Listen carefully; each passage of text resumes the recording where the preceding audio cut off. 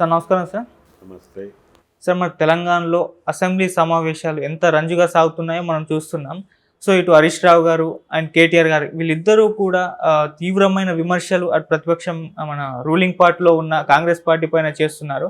మరి ఏమంటారు ఈ తెలంగాణలో జరుగుతున్న ఈ అసెంబ్లీ సమావేశాల పైన మీ ఒపీనియన్ ఏంటి సార్? ఒపీనియన్ అని కాదు కానీ బీఆర్ఎస్ ఒక అసహనంతో వ్యవహరిస్తోందా అని అనిపిస్తుంది చూస్తే. ఓకే. అంటే కాంగ్రెస్ పార్టీకి ఒక అడ్వాంటేజ్ పొజిషన్ ఉంటుంది. అంటే నిన్నటి వరకు మీరే కదా ఉంది, అంటే అప్పులు వీటి మీద మొదలైంది చర్చ. అవును. రాష్ట్రాన్ని తీవ్రమైన అప్పుల్లోకి తీసుకెళ్లారు మీరు. రాష్ట్ర విభజన జరిగే నాటికి ఉన్నటువంటి అప్పు ఏమిటి తెలంగాణ రాష్ట్రానికి, ఇప్పుడున్నటువంటి అప్పు ఏమిటి అనేది ఒకటి. రెండోది, ఆ రోజున ఉమ్మడి రాష్ట్రానికి ప్రధానమైనటువంటి ఆదాయ వనరు హైదరాబాద్ నగరమే. ఓకే. టాక్సేషన్ వీటి ద్వారా వచ్చేటువంటి అత్యధిక రెవెన్యూ ఇక్కడి నుంచి జనరేట్ అయ్యేది. అది ఇక్కడికి షిఫ్ట్ అయిపోయింది, ఆంధ్రాకి వెళ్ళాల. ఇది నష్టంగా భావించి మాట్లాడారు వాళ్ళు. ఓకే. ఇంత ఆదాయం ఇస్తున్నటువంటి మహానగరాలు, జంట నగరాలు మీ అకౌంట్లో ఉన్నప్పటికీ ఇంత అప్పులు ఎందుకైనాయి, ఏం జరుగుతోంది, ఎంత స్కామ్లు ఉన్నాయి దీని వెనకాల అని వీళ్ళు. ఎంత అభివృద్ధి చేశాం, ఈ అభివృద్ధి క్రమంలో అయినటువంటి ఖర్చులు, దానికోసం బయట నుంచి తెచ్చినటువంటి అప్పులు, ఈ తిప్పలు అని వాళ్ళు జస్టిఫై చేసుకునేటువంటి ప్రయత్నంలో భాగంగా వాళ్ళ ఆర్గ్యుమెంట్స్ వాళ్ళు చెప్తున్నారు. ఈ చెప్పే క్రమంలో పాత విషయాలు తవ్వి గతంలో కాంగ్రెస్ హయాంలో జరిగిన దారుణాలు ఇవన్నీ కూడా, అంటే మీరేం చేశారు అని మాట్లాడుకుంటున్నారు, విషయాన్ని వదిలిపెట్టేసి ఇద్దరు. ఓకే. మీరు అధికారంలో ఉన్నప్పుడు మీరు పీకింది ఏమిటి అని వీరు అడుగుతున్నారు, మీరు పీకింది ఏమిటి అని వీరు అడుగుతున్నారు. ఇలా ఎవరి అకౌంట్లు అంటే అవతల వాళ్ళ పాత అకౌంట్ల గురించి మాట్లాడుతున్నారు కానీ ఇప్పుడు అసలు ఇష్యూ ఏమిటి, ఆ ఇష్యూ సాల్వ్ చేయడానికి తీసుకోవాల్సిన చర్యలు ఏమిటి, ఎలా బయటపడాలి దీనిలో నుంచి అనే దాని మీద చర్చ జరగట్లా సీరియస్గా. అంటే కాంగ్రెసు అగ్రెసివ్గా యాక్టివ్ పొజిషన్ పార్టీగా వ్యవహరిస్తోంది. ఓకే. బీఆర్ఎస్ యాక్టివ్ అపోజిషన్ రోలు అద్భుతంగా పెర్ఫామ్ చేస్తోంది. నిజానికి 3 నెలలు వదిలేద్దాం అనుకున్నాం మేము, ఆ తర్వాత మాత్రమే మాట్లాడాలని మా నాయకుడు కేసీఆర్ గారు మాకు చెప్పారు అని మొదటి రోజు అసెంబ్లీలో కేటీఆర్ గారు చెప్పారు.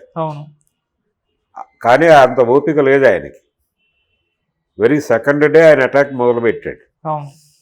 ఈ మొదలుపెట్టే క్రమంలో అసలు కాంగ్రెస్ పార్టీలో గ్రూపుల్ని రెచ్చగొట్టి చీల్చి ఏదో ఒక ముసలం వచ్చేలాగా చేసి తొందరగా ఈ ప్రభుత్వాన్ని పడేసి మళ్ళీ ఎన్నికలు తీసుకొచ్చి, లేకపోతే 10 మంది ఎమ్మెల్యేలు అసంతృప్తితో బయటకు వచ్చేసి బీఆర్ఎస్లో చేరి మళ్ళీ వీళ్ళు ప్రభుత్వంలోకి వచ్చేసి ఈ అసహనం కనిపిస్తోంది ఆయన వ్యాఖ్యల్లో. అంటే భట్టన్న నువ్వు ముఖ్యమంత్రి అవుతావు అనుకున్నాం, నువ్వు కాకుండా వేరెవరో అయ్యారు అని మాట్లాడాడు ఆయన అసెంబ్లీ వేదికగా. అంత అగ్రెసివ్గా అంత దూకుడుగా మాట్లాడాల్సిన అవసరం లేదు కదా. అంటే అక్కడ ఎవరు ముఖ్యమంత్రి అవ్వాలో కూడా మీరే డిసైడ్ చేసేస్తే అలాగా. ఇది దీనికంటే ముందే అసెంబ్లీ సెషన్ ప్రారంభం కావడానికంటే ముందే వేరే రూపంలో బయటకు వచ్చింది ఒక వార్త. ఆ వార్త ఏంటంటే రేవంత్ రెడ్డి ముఖ్యమంత్రి అయితే చాలా ప్రమాదకరము, రేవంత్ రెడ్డి కాకుండా ఇంకెవరినైనా ముఖ్యమంత్రి, అది ఉత్తమ్ కుమార్ కావచ్చు లేకపోతే బట్టి కావచ్చు, వీళ్ళు ముఖ్యమంత్రి అయ్యి రెండో కృష్ణుడిగా కావాలంటే రేవంత్ రెడ్డిని పెట్టుకోండి అని కాంగ్రెస్ అధిష్టానానికి ఒక సందేశం పంపించే ప్రయత్నం కూడా బీఆర్ఎస్ పార్టీ నుంచి జరిగింది అనేటువంటి ఒక వార్త బయట సర్క్యులేట్ అయింది. అది వాస్తవమా కాదా అని సందిగ్ధావస్థలో ఉండగా ఈయన అసెంబ్లీలో భట్టన్న నువ్వు ముఖ్యమంత్రి అవుతావు అనుకున్నాం మేము అంటంతో ఆ వార్త నిజమే అయి ఉంటుందేమో అనే అనుమానం స్థిరపడింది ప్రపంచానికి. అంటే యాక్టివ్ అపోజిషన్ అనే రోల్ని చంద్రబాబు నాయుడు గారు వైఎస్ ముఖ్యమంత్రి అయినప్పుడు పోషించాడు. ఆ రోల్ చాలా యాక్టివ్. అంటే ప్రభుత్వం ఏ నిర్ణయం తీసుకున్నా అడ్డుపడిపోవటమే. ఓకే. అది ప్రజలకు ఉపయోగపడుతుందా లేదా అన్నది కాదు ప్రశ్న. ప్రభుత్వం నిర్ణయం తీసుకుంది కాబట్టి మనం అడ్డుపడిపోవాలి. ఇది యాక్టివ్ అపోజిషన్కి ఒక గ్రామర్ రాశాడు ఆయన చంద్రబాబు. ఆ గ్రామర్ని జాగ్రత్తగా పాటిస్తున్నారు వీళ్ళు అనిపిస్తుంది. వీళ్ళ ఈ అసెంబ్లీ సెషన్లో బీఆర్ఎస్ నడవడిక చూస్తే డిస్కషన్ జరగట్లేదు. అలాగే కాంగ్రెస్ పార్టీకి కావాల్సింది కూడా అదే. ఘర్షణాత్మకంగా జరిగిపోతే ఇష్యూస్ని డిస్కస్ చేయటం జరగదు. వాళ్ళు వీళ్ళని బయటకు పంపించేసి వాళ్ళ పద్ధతిలో వాళ్ళు బిల్స్ పాస్ చేసుకుంటారు, అయిపోతుంది. ఇదే జరుగుతోంది ఏ అసెంబ్లీ సెషన్ అయినా, ఇక్కడ కావచ్చు, ఆంధ్రప్రదేశ్లో కావచ్చు, ఎక్కడైనా ప్రజా సమస్యల మీద ఒక క్వాలిటేటివ్ డిస్కషన్ జరగటల్లా.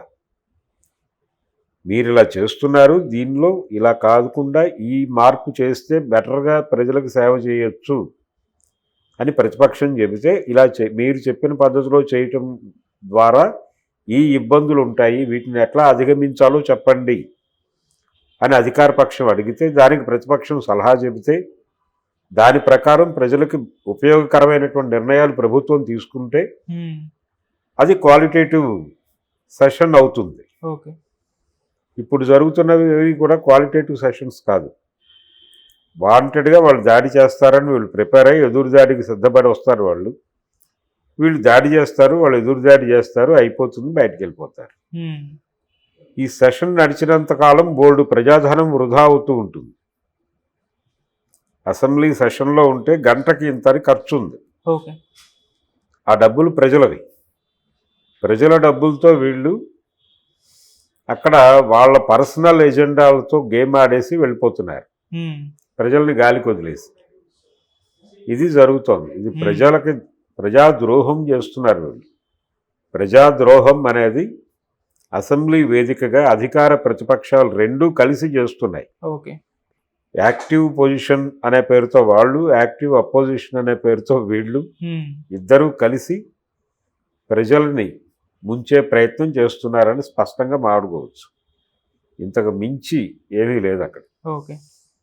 బీఆర్ఎస్లో చాలా క్లియర్గా, అంటే యాక్టివ్ అపోజిషన్ ఎజెండాలోనే ఒక అసహనం కనిపిస్తుంది వాళ్ళకి. ఆ అసహనం ఏంటంటే ఎంత తొందరగా మనం ప్రభుత్వంలోకి రావాలి అనేటువంటి తపన. ఓటమిని యాక్సెప్ట్ చేసి ప్రజలకి సన్నిహితంగా ఉండి మళ్ళీ గెలవండి. ఎన్నికలు వచ్చినప్పుడు ఎమ్మెల్యేలు టర్న్ అయిపోవాలి, ప్రభుత్వాన్ని పడేయాలి, లేకపోతే బై ఎలక్షన్స్ రావాలి. ఈ ఆలోచనలు ఎందుకు? మిమ్మల్ని కాదన్నారు ప్రజలు, దాన్ని యాక్సెప్ట్ చేయండి. రియాలిటీని యాక్సెప్ట్ చేసి ప్రజల మనసులు గెలుచుకోవడానికి ఏం చేయాలో అది చేయండి, గెలుచుకోండి, మళ్ళీ అధికారంలోకి రండి. ఇప్పుడు 89లో జరిగిన ఎన్నికల్లో ఎన్టీ రామారావుని ప్రతిపక్షంలో కూర్చోమన్నారు జనాలు, కూర్చున్నాడు ఆయన. 94 ఎన్నికల్లో మళ్ళీ ఆయన్నే ముఖ్యమంత్రిని చేశారు. 5 ఏళ్లే కదా ఆయన బయట ఉంది. అంతకుముందు 2 ఎన్నికలు ఆయనే గెలిచాడు కదా. 89 ఎన్నికల్లో ఓడిపోయాడు, 94 ఎన్నికల్లో మళ్ళీ గెలిచి ముఖ్యమంత్రి అయ్యాడు మూడోసారి. కాబట్టి శాశ్వత అధికార పక్షము, శాశ్వత ప్రతిపక్షాలు ఉండవు. పొజిషన్ మారుతుంది. మీరు ప్రజలతో వ్యవహరించే తీరుని బట్టి ప్రజలలో మీ మీద నమ్మకం పెరిగే కొద్దీ మిమ్మల్ని భుజానికి ఎత్తుకుంటారు. ఇంతకుముందు ఎత్తుకున్నారుగా 2 సార్లు, మరోసారి ఎత్తుకోవడానికి అవకాశం కల్పించండి. మీరు వాళ్ళతో సంయమనం పాటించి మాట్లాడండి, ఇంటరాక్ట్ అవ్వండి, వాళ్ళ సమస్యల్ని ప్రాపర్గా రిప్రజెంట్ చేయండి. అంతేకాని ఇది కాదు, ఇది మెథడ్ కాదు. ఈ మెథడ్లో అసహనం ఇది బ్యాడ్ రిమార్క్ అవుతుంది, ప్రజల్లోకి నెగిటివ్గా వెడుతుంది ఈ గోలంతా. ఏమిటిది? ఏ చర్చ జరగకుండా అనవసరంగా మన డబ్బులు వృధా చేసి వీళ్ళు అక్కడ యుద్ధం చేసుకుంటున్నారు అని జనం అనుకుంటే ఇద్దరికీ ప్రమాదమే. ఆ పరిస్థితి తెచ్చుకోకుండా గౌరవప్రదంగా వ్యవహరించాల్సిన అవసరం అయితే ఉందని ఈ అసెంబ్లీ సెషన్ చూసిన తర్వాత నాకు అనిపించిన విషయం. Thank you so much sir. Thank you.